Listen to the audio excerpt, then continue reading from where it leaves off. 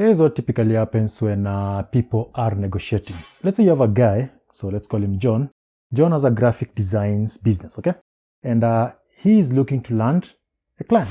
So he makes an offer to the client to do some graphic design stuff for them to support their marketing effort and branding. But then John goes ahead and starts to justify his offer, okay? So he justifies his offer by talking about things like the expertise, personalized approach, that they're going to be using, their competitive pricing, and things like that. So the assumption you make in negotiation is that the other party is more likely to find our offer to be persuasive or to accept our offer if we justify it. In short, if you make a justification, that is going to be better than just stating a number and leaving it that way, okay? What do you think? Is that true? Does it make sense? Okay.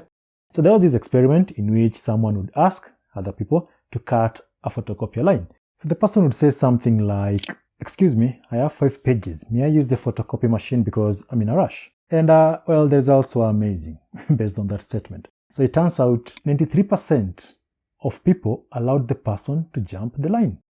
But each time on the same experiment, each time the person made the offer without justification. So something like, "Excuse me, I have 5 pages. May I use the photocopy machine?"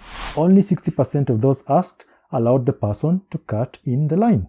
Obviously, you look at that kind of experiment and you come to a conclusion that justification after a request means increased chances of getting what you want. But the reality is, whatever is going on there, whatever did go down in that experiment, was more, justification was just a small part of it. It wasn't so much justification because the same experiment was done, okay? And this time the results were equally interesting. So in this case, the number of photocopiers was increased from 5 to 20, okay? So instead of making 5 copies, the person would be like, "I want to make 20 copies. And what do you think happened in that case? Okay, so in this case, when the number of photocopiers, the number of copies to be made increased, only 24% of those approached agreed. So it would seem that from the first example, it wasn't so much the justification, okay? People were just looking at the numbers and thinking, 5 copies, you do that, then you can go. So it's not always just the case that you've made an offer and you have a justification and therefore things are okay. There is more to it than that. But then the question still remains, should you or should you not provide a justification for your first offer? So while you're thinking about that, here's just a quick reminder. If you're really interested in improving your negotiation skills, okay, I did make a series of video tutorials with PDF downloads, practice exercise, workbook and all that you can access. I've provided the link in the description. And these lessons will train you on analyzing approaches to the negotiation of agreement made with external parties. You will learn how to prepare for, negotiations, okay? And what techniques are available to ensure successful outcomes. So check that one out below. Now, regarding your offers, remember you're not always going to be making trivial offers. It's not always going to be a case of 20 something, 5 something, whatever it is. Imagine making a $2,000 offer for an apartment. Do you justify that number or not? Now look, again, it didn't just make up the number. It didn't just think, okay, let me just say $2,000. Nope. There was actually a research based on that, okay? And in this case, it was $196,000 for an apartment. So think about it. In this research, the issue was they're trying to figure out if you make that offer, okay? So in this case, let's go with $2,000, okay? $200,000. So if you make that offer, right? And then you justify it, will you get many people to agree with you?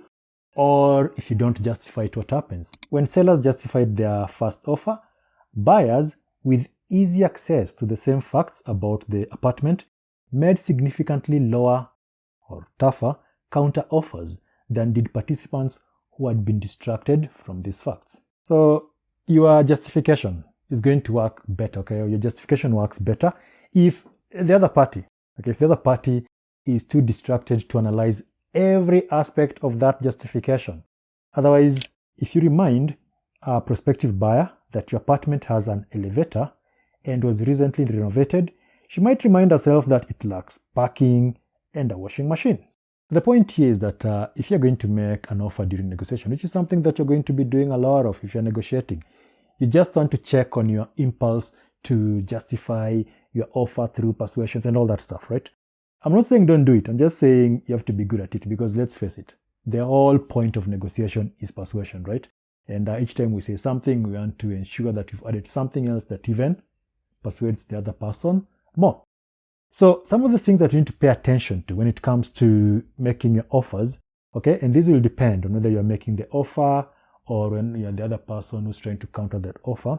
When it comes to justification, some of the things that you really need to pay attention to will include things like, number one, pause before persuading. So when you make an offer and then you pause, you're not just pausing because, I've said paused. It's because you're observing them. You want to, because you're making assumptions too. Sometimes you're making assumptions, okay? I mean, if you say something like, you understand that delivery is more important to you than the price. Is that true? Because our price at this point is X. So you're assuming that is true. Or if you just say that you're going to deliver, at this price range, okay? So at this price range, we'll deliver blah, blah, blah. That is your offer. So you don't have to follow it by because of the traffic and time and blah. So you just want to look at them, okay? You want to basically observing them to see their reaction. Because sometimes if they're okay with it, then you don't even need to persuade them. Then again, you have to remember that when counter arguments are easily available to the other party, your persuasion effort can backfire in negotiation. Now, on the other hand, negotiators may be more receptive to certain information you might provide, such as newly lowered price or confidential data, which is to say that yes, there is a case to be made for justification. But it only works if you make that justification at the right time. Okay? Number two, consider the opposite. Remember, there is always a counter offer. That's how offers work. You make an offer, somebody can accept it, somebody can reject it, somebody can counter it, which is technically rejecting it. So you always want to think, when you're crafting this offer of yours, okay, what is the opposite? Because that is what is likely to be the counter offer. When you say, right, we are selling this apartment, $200,000. What are they likely to say? Maybe they'll say there's another one that has the same features, blah, blah, blah, and is going for $150. Have you thought about that? Location. So you always want to factor that in your offer. What is the opposite? Okay. What's the counter to that? Number three, be ambitious and reasonable. While there are cases where you can aim high, okay, and actually come out on top and win. You also have to be careful not to make an offer that is so ambitious that you just end up offending the other person. All right. And unreasonably extreme offers will for the most part make the other party to search for counter arguments. And that is what you're trying to avoid here. So that's the thing. That's something you have to factor in while you're making your offer. Next, don't avoid the challenge. Remember, you are negotiating. And it's not like one of those scenarios where, you go to a shop and something has a price tag to it and it's take it or leave it. The fact that you're in a negotiation means there's an offer, maybe they'll accept it, maybe they won't, and so it's a challenge, and that's why you have to be good at it, okay? And if you're going to be good at negotiation, again, as I pointed out, I've done a series of tutorials on that, which you can access. It's provided below.